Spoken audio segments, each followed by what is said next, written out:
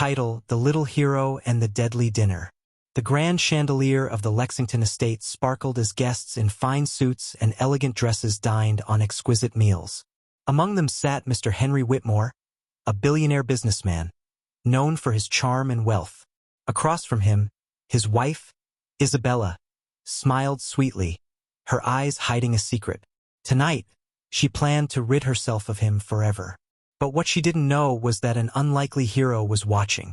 Ethan Carter, a 10-year-old boy, was working as a waiter's assistant for the evening. His uncle, the head waiter, had allowed him to help out at the luxurious dinner party. Ethan, sharp-eyed and observant, loved mysteries and had a habit of noticing things others missed. As he moved between tables, refilling glasses, he saw Isabella reach into her purse, her fingers gripping a small vial. His eyes widened. He had seen a show about poison before, and that vial looked just like the ones criminals used. Ethan carefully watched as Isabella pretended to brush something off her dress while tipping the vial over Henry's wine glass. The clear liquid swirled into the deep red wine, vanishing instantly. His heart pounded. He had to act fast. Henry, oblivious, lifted his glass for a toast. The guests clapped, and Isabella beamed. She was moments away from succeeding. Without thinking, Ethan sprinted forward and knocked into Henry's arm, sending the wine splashing onto the table. Gasps filled the room. Henry looked at the mess on his sleeve, frowning. "Young man, what are you?" I'm so sorry, sir," Ethan stammered, feigning clumsiness. "I tripped." Before Isabella could protest, Ethan grabbed a napkin and dabbed at Henry's sleeve, whispering, "Don't drink anything she gives you. I saw her put something in your wine." Henry's face darkened. He had always suspected Isabella of having a hidden agenda. But this? Was the boy telling the truth? He glanced at his wife, who was now pale, gripping the edge of the table. "Darling, it was just an accident," she said, her voice too high-pitched. Henry set down his glass and motioned for the head waiter. "Bring another glass, and let's have my first one tested." Isabella's fingers trembled. She forced a laugh, but everyone could sense the shift in the air. Minutes later, a security officer entered, whispering in Henry's ear. His eyes widened. "Poison?" he muttered under his breath. He turned sharply toward Isabella. "What have you done?" The room fell silent. Isabella bolted from her chair, but security was quicker. In moments, she was detained, her perfect plan crumbling around her.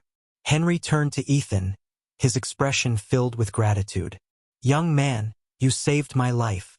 Ethan grinned, his heart still pounding. Just doing what any detective would do.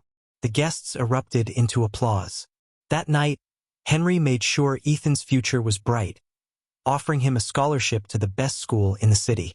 And from that moment on, the little hero knew. Sometimes the smallest people make the biggest difference. Title: Poisonous Betrayal. The grandfather clock chimed 10, its solemn echo filling the lavish mansion. Eleanor stood in the grand dining room, her delicate fingers gripping a crystal vial of arsenic. She had rehearsed this moment for weeks, ensuring every detail was in place. Tonight, Charles Whitmore, her wealthy husband, would take his final breath.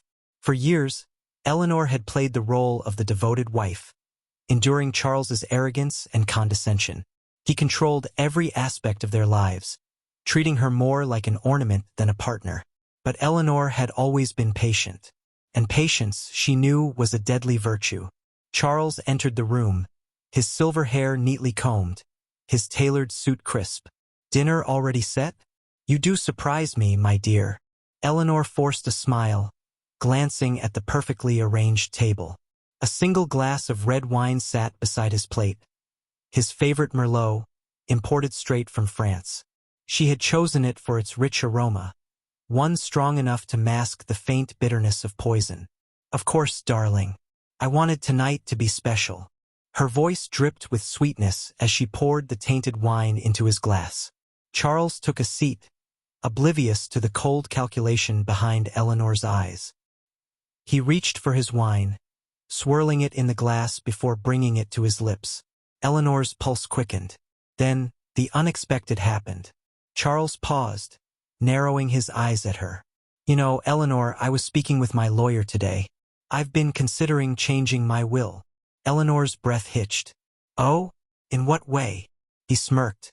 I've been thinking, maybe I should leave a larger portion to my nephew instead of you, just in case something ever happened to me. Her fingers clenched beneath the table, her mind racing. He knew. Somehow he knew. Before she could react, Charles placed the wine glass down, untouched. He leaned forward, his gaze piercing. Tell me, my dear, do you think I'd ever trust you with my fortune? You underestimate me. The air grew thick with tension. A slow, creeping realization spread through Eleanor's mind. Charles had played her. He had been one step ahead all along. Suddenly, the butler entered, carrying a second glass of wine. Your drink, madam. Eleanor's blood ran cold as she stared at the glass placed before her. Charles smiled wickedly. A toast, Eleanor, to trust, loyalty, and unexpected surprises. The room seemed to close in around her. Her plan had backfired, and now, staring at the poisoned wine in front of her, she realized Charles had just won the game, and he never even had to take a sip.